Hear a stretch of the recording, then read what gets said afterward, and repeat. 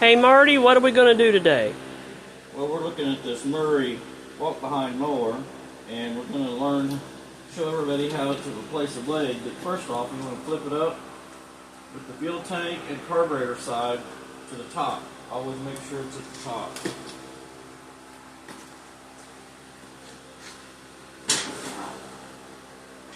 Then we're going to come over here. I'm using impact tool, which maybe all of you don't have, but you can use a block of wood and a ratchet as well. Just simply remove the old one.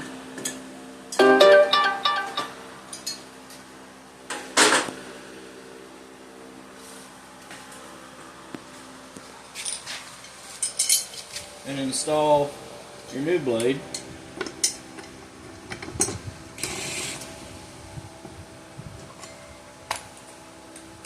Make sure it's lined up with the T, otherwise you'll get it miss out of line.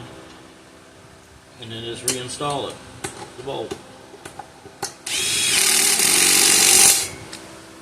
And you're done.